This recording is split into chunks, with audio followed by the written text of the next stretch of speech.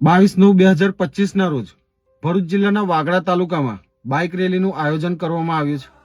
આ આયોજનના મુખ્ય મુદ્દા શું છે તો ગામડામાં જે પણ પછાત વર્ગ ગરીબ વર્ગ રહે છે, ગરીબી રેખા નીચે જીવતા આવ્યા છે, એ લોકોને મફત પ્લોટની સહાય મળે અને એની ઉપર રાજ્ય સરકાર અથવા કેન્દ્ર સરકારની કોઈ પણ હાઉસિંગ યોજના, આવાસ યોજનાનો લાભ મળે તે માટેની છે।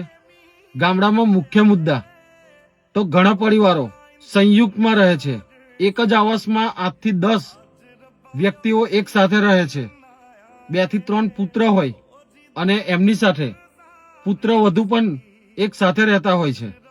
ઘણા વર્ષોથી એ લોકો ગ્રામ પંચાયતને, તાલુકા પંચાયતને રજૂઆત કરતા આવ્યા હોય, પરંતુ તેનો કોઈ પણ નિકાલ આ વહીવટી તંત્ર કરતું નથી।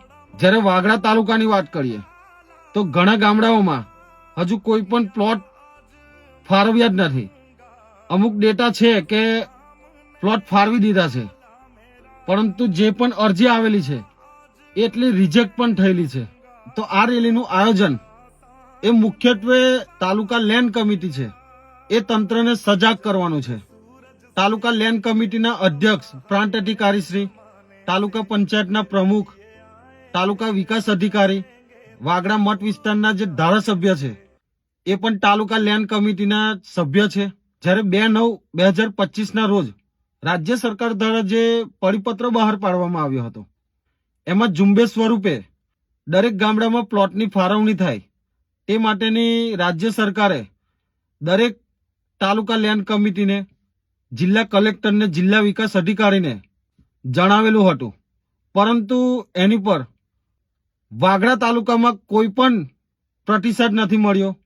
વહીવટી તંત્ર જાણે ઊંઘતું હોય એમ માલુમ પડે છે। તો આ રેલીનો મુખ્ય ઉદ્દેશ એ છે કે જે પણ મફત પ્લોટ મળે છે, આવાસ યોજનાનો લાભ મળે છે, એની માટે તંત્ર સજાગ થાય અને જે લોકોને તકલીફ પડી રહી છે એ વહેલી તકે એ લોકોને મફત પ્લોટની સહાય મળે અને એની ઉપર આવાસનો લાભ મળે। બસ બાઇક રેલીનો આ જ મુખ્ય ઉદ્દેશ લઈને અમે યાત્રા કરવાના છે।